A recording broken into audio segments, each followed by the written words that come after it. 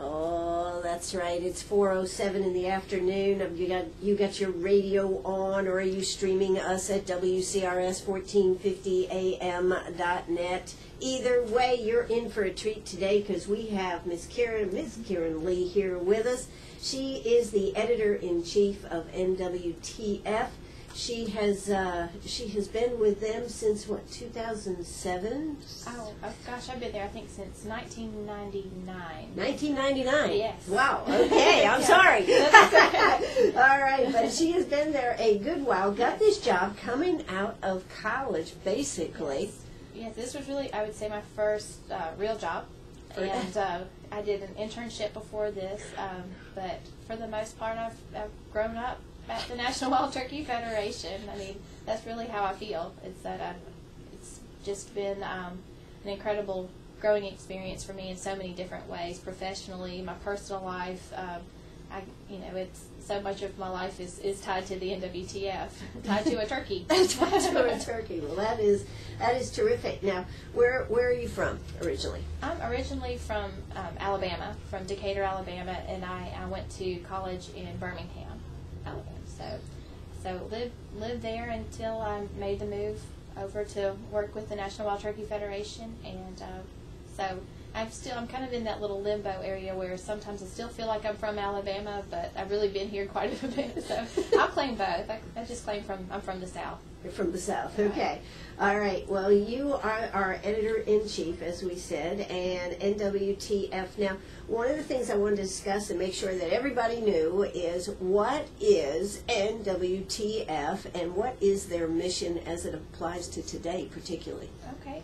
Well, the National Wild Turkey Federation's mission is really twofold. We're here to support the conservation of the wild turkey. And that's something that we've devoted our first 40 years of existence has really has been devoted to bringing back the wild turkey to its historic population.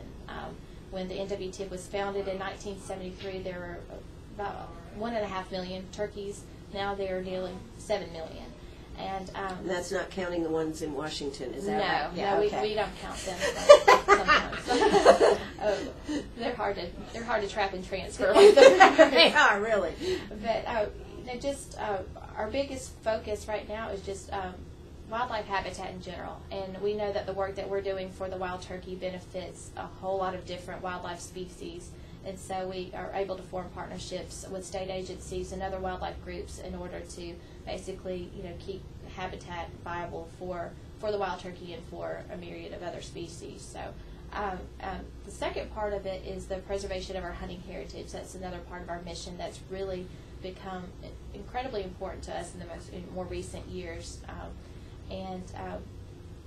We just see the two parts of our mission really coexisting, and they really can't exist one without the other, because hunters they fund wildlife conservation just through hunting license sales, excise taxes on things like guns and ammunition. That money is going back to state agencies who really are doing the on-the-ground work to ensure that we have wildlife for the future. So it's a twofold mission that really, the two parts of it can't exist without each other.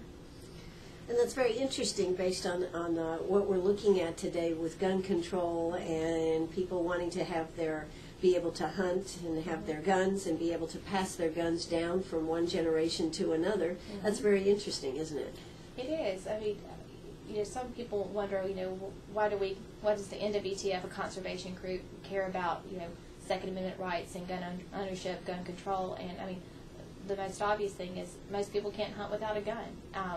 And these are law-abiding citizens that are using guns for recreation, sporting clays, hunting, self-protection, that type of thing. But for us, we're a big supporter of the Second Amendment, our Second Amendment rights, and just because we know if we don't have guns, you don't have hunting. If you don't have hunting, you don't have that funding for wildlife conservation. So it's all three are very important to us. Hand in hand. Absolutely. Now, I understand before you went to work for NWTF, you were not a hunter. You hadn't even hardly handled a gun, had you? No, I had not. we were talking earlier, and I said I think the only time I'd ever picked up a gun was when I was little, and my dad maybe helped me shoot a wad of mistletoe out of a tree. I mean, that's pretty much my extent of handling a gun. But great co-workers that I had actually helped me. He took me out to the gun range, got me comfortable, with shooting a shotgun, and got me set up on my first hunt, and went with Brenda Valentine, who's our national spokeswoman now, and she was so great to kind of teach me the ropes and walk me through all the aspects of hunting. And did you shoot a turkey that first time? I did. I did. After probably about hunting for about 3 days, we finally did on the last day, and so it was a great hunt, but it was just the beginning of what has been just fantastic experiences that I've had over the years through because of hunting. It's been a lot of fun. Now, you said you have hunted all across the U.S., but also you have been to Africa on a safari. Yes, I did. It was so much fun. There were 7 women that went over. Oh, women? Yeah, it was all women, and we went with a woman who actually she's an adventure travel agent, and so she booked the trip for us, and it was just like the ultimate women's getaway, where we were like just had the best of both worlds, because there's a sign when you came into the outfitter where we were hunting, and it had one sign pointing one way, it said taxidermy, the other way was the spa, so we knew we had made it. But it was so beautiful country, beautiful people. We were the Eastern Cape of South Africa, and we got up every morning. We paired off into with our PHs, like our guides, and you spent the afternoon walking around the countryside and just having so much fun. And then you got to go back with wonderful meals and spa treatments. Absolutely. What more could a girl want? Now, were you able to shoot something while you were over there? I did. I got an impala, a springbuck, and a blue wildebeest while I was over there. And did you bring them home with you? I brought the hides and the skulls of the impala and the springbuck, and then I got a mount of the blue wildebeest that hangs in my office. Hangs in your office? Yes. Now, how do you consider you decorate your home here, Missy? Well, it kind of seems almost bipolar, I guess, when you look at it, because we have very contemporary furnishings with taxidermy accents, I guess. Taxidermy accents. That's a good way to put it. We don't have just a ton of stuff everywhere, but it's we have the things that memories that mean the most to us. Sure. And it's really interesting thinking, because I did not grow up hunting, that my young son, it's standard for him to have like a deer hanging on the wall and everything, and I just think to myself, I don't even know how I would have reacted to that when I was his age. But it's what do your parents think? Are they hunters? No. I would just be interested. No, they're extremely supportive of me. They always have been. They understand. They understand what I do. They understand why I do it. They understand the mission of the NWTF, and they are supporters. They are members, and they find it interesting when we have wild game at our house. They're always up for whatever we have, and love to show off pictures. My dad, especially, to all of his coffee buddies. If I have a picture of me with a turkey that I've gotten, he's the first one to show it off. But none of them really care a thing about really getting into the woods at all. But they've never asked you to have a taxidermy item that you have they? No, my aunt wants one for her cabin, I think, in Georgia. She's like, do you have any leftovers? But we tend to keep those pretty close. That's terrific. Well, I am here with Karen Lee. She is the editor-in-chief of NWTF. Hey, if you have a question, if you would like to know the answer to something, we have the answer lady here today. Give us a call, 229-7984. That's 229-7984. We are going to hear a quick word from our sponsors, and we'll be right back. Oh, that's right. We're right back here at Sharp Facets Gallery. I have Karen Lee with us. She is the editor-in-chief of the NWTF. The magazine's there. She has a blog. Very, very interesting person. She has been to Africa on safari with, I thought it very fascinating, Karen, 7 other women. Pretty neat. It was it was like a girls' getaway on steroids, kind of. I mean, it was such a wonderful. It was a wonderful thing to experience, no matter what. But to experience with women who are there for the same reasons was just a ton of fun. We laughed so much. I mean, just like any other kind of road trip you'd go on with girlfriends, we just happened to be flying, 17 hours across the world to another country. But we just had a great time together. And you were telling me about a gal that went on it that had never hunted before. Tell us a little bit about that. I think that's interesting.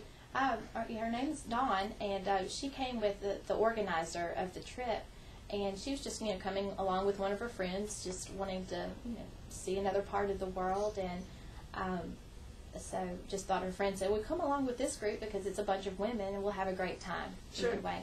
And probably about the second day in, she kind of looked around and said, I think I could do this too. I mean, you're all doing this. I'm like, well, of course you can. I mean, you're no different than us. And so she ended up hunting the rest of the trip, and she actually killed her first first two animals in Africa, which is, That's something to remember. It's something to remember. Like most people's like, my first one was a squirrel or something like that. She's like, mine's a wildebeest.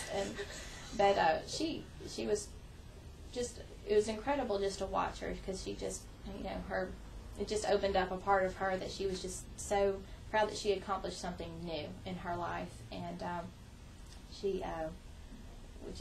it was just great to watch it all happen, all unfold. Now, women in hunting, that is a relatively new from the standpoint of more and more women are getting into it. Mm-hmm. What do you think in today's world? Why are women deciding that, hey, I want to hunt too? Well, I think a lot of it centers around family.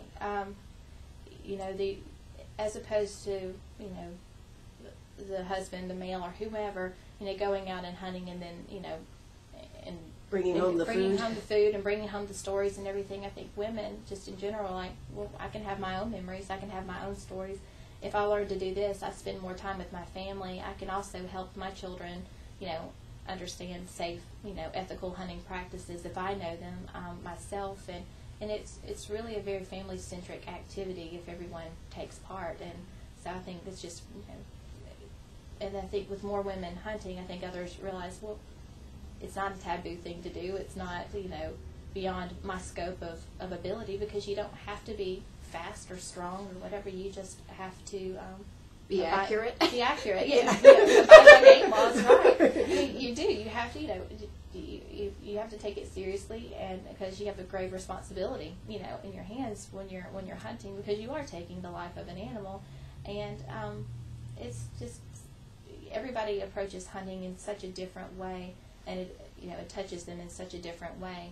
But I think women zero in on just the emotional aspect of it. I mean, it's very exhilarating. It's very moving. It's it's very exciting, but it's also you're really getting in touch with where your food comes from, and that's very important, I think, to some people.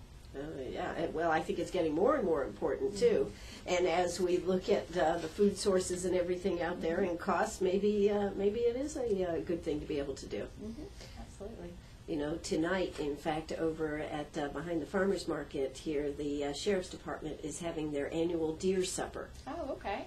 And they have 30 deer that were donated, and they'll be cooking it up and serving it to the residents here in Greenwood. Well, that's really cool, because it's it just letting people know that the hunt comes full circle. I mean, it really does. I mean, that's what our freezer has in it. It's deer and turkey and some elk meat as well, and it's just an incredible feeling to know that you're providing for your family, and that's a lot of what hunting's about. Sure.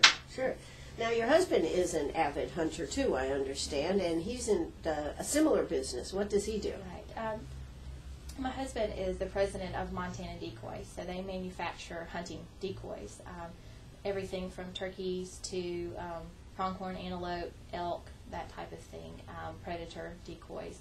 And so he's in the hunting industry as well, and that's what we met in the hunting industry, and so we're kind of that hunting industry family. That's cool. That's cool. All right. Well, let's see. What else do we want to talk about now? Turkey Country. They've changed the name, right, of the magazines and consolidated a little bit. We should probably talk a little bit about that. Okay. Well, it was about 4 years ago, a little over 4 years ago. The decision was made to consolidate all of the titles that the NWTF had. We had Women in the Outdoors, Wheeling Sportsman, which were the two that I was in charge of at the time. We had Turkey Call, which was the flagship publication. We also had Get in the Game, which was for land managers. And we also had The Caller, which had become part of Turkey Call, but that was our member volunteer news.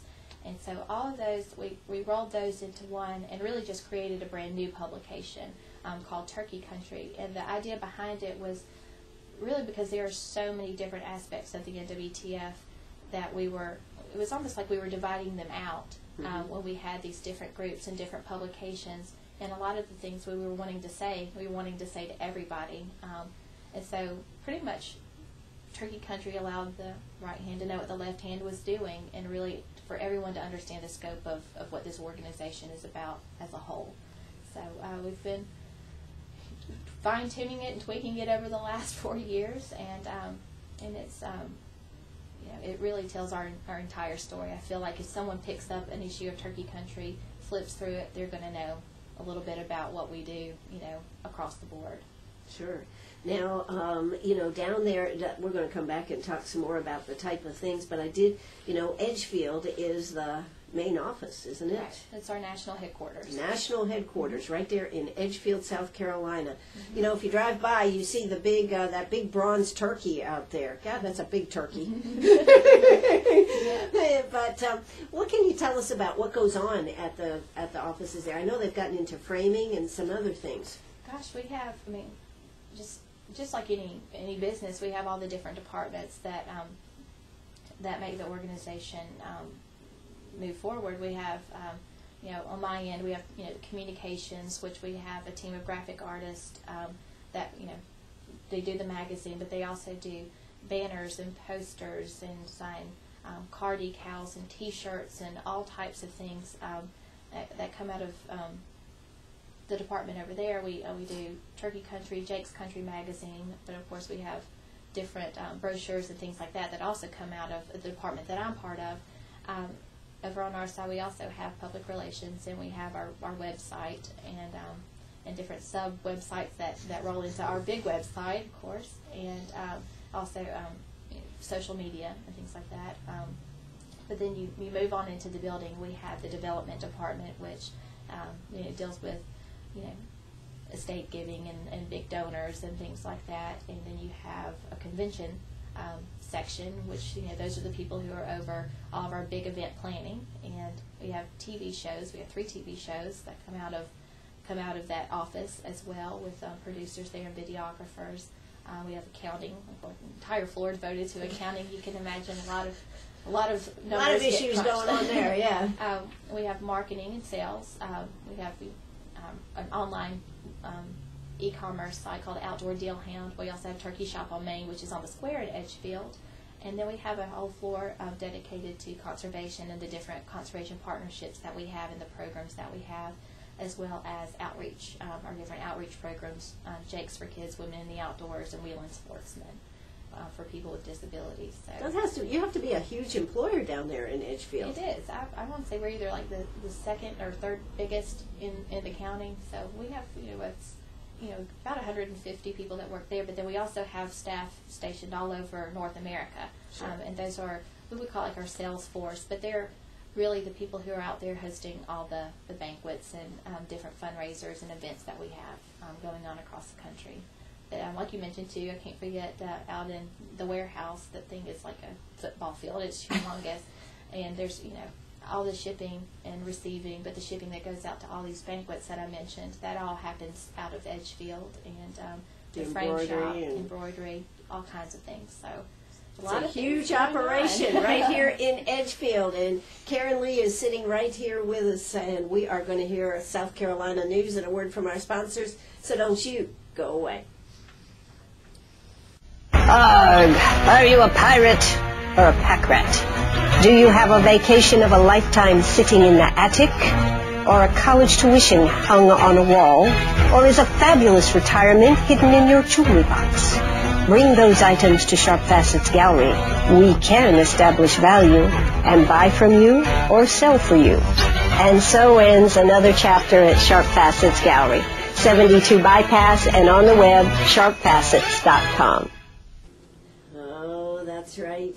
We are right back here at Sharp Facets Gallery. We have Karen Lee with us this afternoon. She is editor-in-chief of NWTF, and I tell you what, their Turkey Country magazine is a new compilation, I guess we could say. Pull them all together, right? That's correct. We pulled all of the titles for our adult members and put it into a big, thick magazine. It's definitely... Probably, and how many times a year do you print this? We come out 6 times a year. 6 times a year, average about 144 pages per magazine. That's a big magazine. It is. That's right. Well, that's terrific. Now, one of the things that we wanted to talk more about is how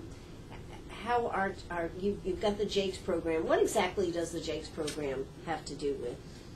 Well, the Jakes program is just a little bit about, actually, the name of it really explains what it is. A Jake, for those who don't know, is a young turkey, a young male turkey. But also it's an acronym. How we use it is Juniors Acquiring Knowledge, Ethics, and Sportsmanship. And so the whole premise of this is of this program is to, first of all, get kids outside, get them away from... It's getting tougher. Exactly. It really is, and you have to really get them involved at an earlier age because, then when you get a little older, we all know, the opposite sex gets more interesting, computer games are fun. There's a ton of things to do. Organized sports, everything just, buys for children's time for sure, but instilling in them the importance of conservation and making it fun. Also the importance of safe gun handling. We have a new program called Jake's Take Aim, which was made possible by a donation from Midway USA, or the Potterfield Foundation, who Larry and Brenda Potterfield are founders of Midway USA, and that's a gun, or actually it's an outdoor hunting products retailer. But anyway, they provided us funding to do these trailers. In each state will end up having a trailer, and in that has like an inflatable range. It looks like a bouncy house actually once it's inflated, but it's for air guns, and it just, you talk about safe gun handling in a very controlled environment. An adult is right there behind the kid at all times, and just learn just all the safety aspects of it and how fun recreational shooting can be, of course, but we also bridge the gap between hunting and conservation and being good stewards of the land and how important that is for the future. So what are we seeing? How is the membership on children or getting children involved in it? How is it? Is it a growing market? It is. We have about 70,000 Jakes members, and that is kids. Some people sign their children up when they're born. They get a life membership, that type of thing. But our Jakes program, it goes through age 17. Actually, once kids reach around 13 years old, they graduate to the Extreme Jakes program, and there are separate events that are really more geared toward the abilities and the I guess the skill set of an older kid. So they might be doing sporting clays as opposed to air gun shooting, or they may be doing kayaking as opposed to fishing or something like that. But really try to keep kids interested throughout all the age groups and make sure we keep them outside and show them the value of the natural world around them. Sure. Now, I know a big part of what the NWTF does has fundraising banquets. Mm-hmm. And, of course, you have volunteers. And I guess that having that type of program and that type of base, that has to be a huge responsibility to keep everybody motivated, keep new stuff coming in, and keeping those banquets going. Absolutely. We have a very dynamic, I guess you want to call them like a sales force, even though we're not really selling an object, we're really selling our mission, a concept of who we are. But those are the people that are employed by the NWTF throughout North America who work with the different chapters, the different volunteers, and build these events, help them out, help them purchase the banquet packages that we provide so they can sell and raise money through their banquets, and or through different other, people have gotten really creative with different fundraising events. They'll do gun blast, or they'll do, wild game dinners, or just different things like that. There's all kinds of events going on, and that's what we're really trying to do is, keep these committees energized, keep these volunteers, let them know that we appreciate them, because we definitely do. They're the lifeblood of who we are. That's probably our greatest natural resource, really, is the people who have a passion behind our mission. So as long as we can keep them out there and keep them excited about what we're doing, then the NWTF is going to be A-OK for the future, as far as I know. Sure. Now, you had you had the Volunteer of the Year actually came from Greenwood. Yes, Mr. Dennis Waters.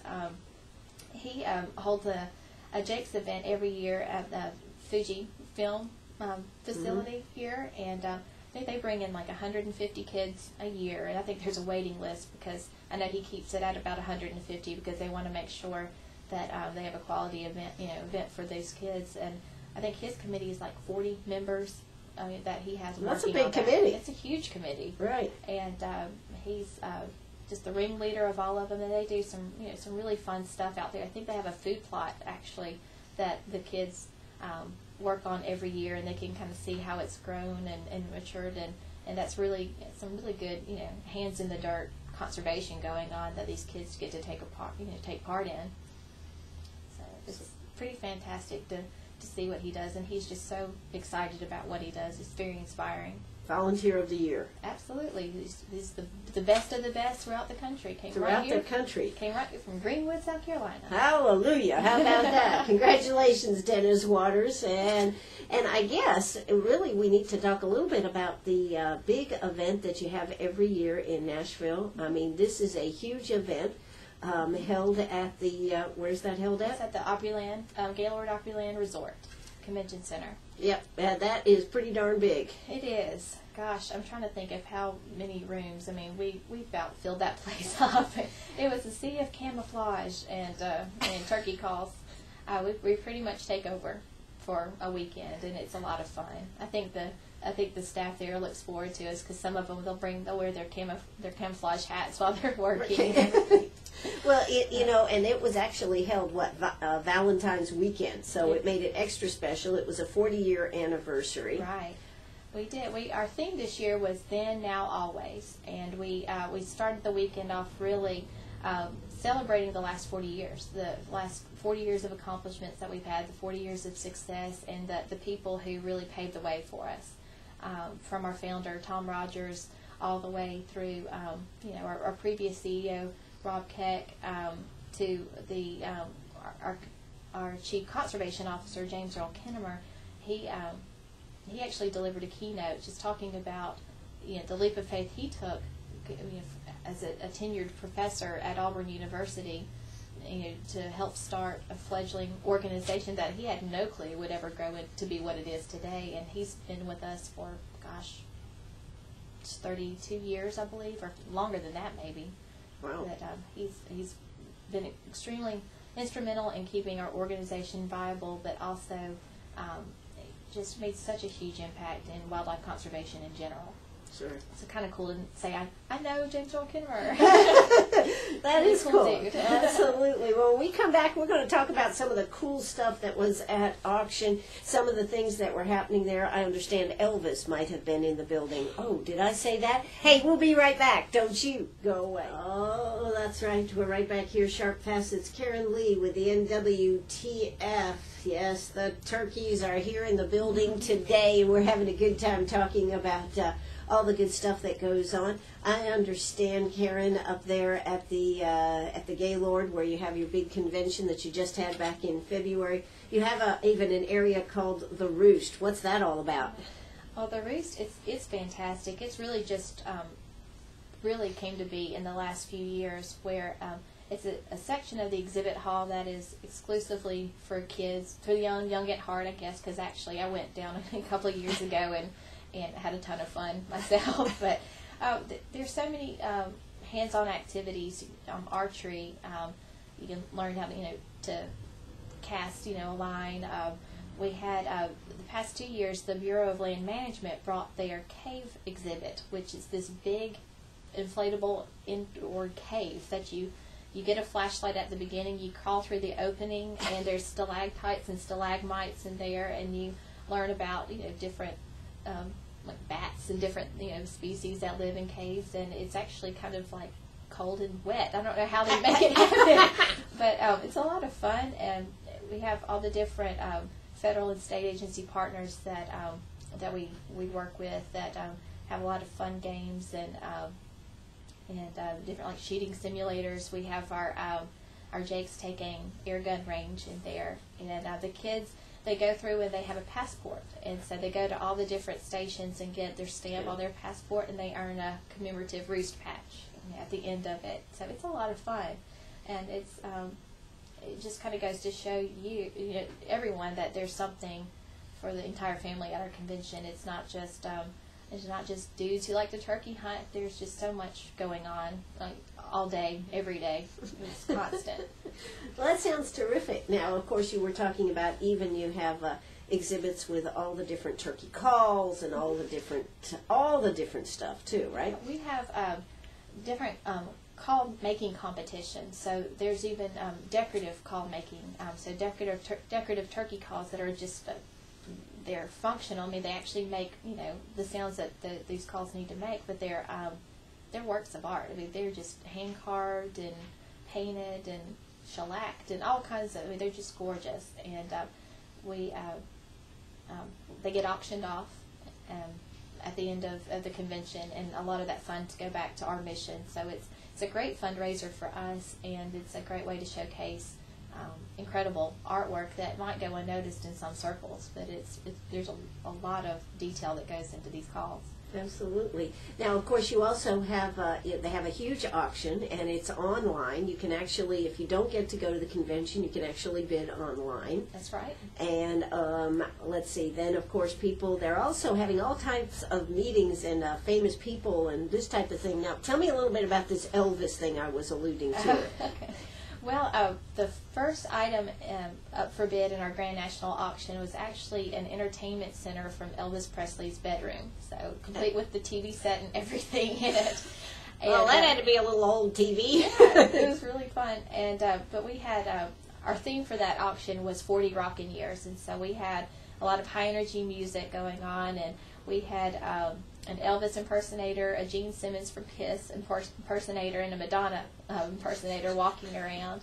And so we had Elvis up there, Elvis was in the building. Doing the Vanna White, showing off his entertainment center, I guess, for bid. Sure. But just a lot of fun. We have games that are going on. Western Spirits is... they provide tastings of their different whiskeys. Was that Wild Turkey? They did have Wild Turkey at the bar as well. Okay. And let's see, Western Spirits, they have Whitetail whiskey and Bird Dog Blueberry whiskey. Oh, okay. So they were doing samples with that too. So that greases the wheels for spending. Exactly. And then what did you tell me? One of your other big sponsors, Nationwide Insurance. Yeah, Nationwide Insurance actually sponsors the auction, so we've covered all of our bases. Sure, exactly. Well, that is a lot of neat information, but year in and year out, the conservation aspect actually at this point is probably even bigger than the preservation or bringing back the turkeys, because the turkeys are actually doing okay now. Yeah, they are. By and large, turkeys are doing fantastic. But we have noticed in recent years there are pockets of in the country of turkeys that aren't doing very well, and the main reason for that is quality habitat, or the lack of quality habitat, which is really why we're shifting our focus to make sure that the habitat that is left. I mean, the country is expanding. We have more people. And we need more space to live themselves. Right, exactly, and just making sure that the land that's left that is suitable for wildlife is the best it can be. So we're doing a lot of habitat projects, and we have a new initiative called Save the Habitat, Save the Hunt, which is our organization's commitment to basically make sure that this land is going to be well taken care of to the best of our abilities. And so we're identifying critical habitat areas throughout the country and really focusing our efforts on places that make the most impact for wildlife. Well, that has to be a little bit. Are there particular parts of the country where the concentration is on that? Well, it's really widespread, and this initiative is very regionally based because habitat management in the southeast is different than habitat management in the Pacific Northwest, for example. Where there's forest management in the south centers around a lot of longleaf pine is a habitat that's rapidly going away, but it's so incredibly critical to a number of game and non-game species, and so we're looking to restore longleaf pine plantations in the southeast. When you go further west, it's those riparian corridors, the edges of rivers that are getting taken over by invasive species like Russian olive, salt cedar, that type of thing, and really taking action to eradicate invasive species in order to keep these the rivers flowing and keep that habitat very viable. So you can see it's really different in different parts of the country, and so what we're trying to do with this national initiative is to really get our chapters focused on what matters to them regionally, where they can really make some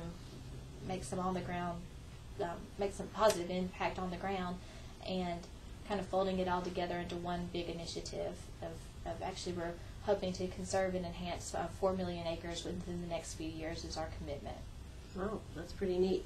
One of the things in today's, with the economy and everything, it's very tough for non-profs to expand. Mm-hmm. And it looks like the NWTF has figured out a way to be able to expand and continue to grow, mm-hmm. which is amazing for so many of the non-profs that are not actually doing that well. It is, and it really, we have, it's a fantastic staff, and I have to give my coworkers props just because they're great to work with, but they're also so good at what they do.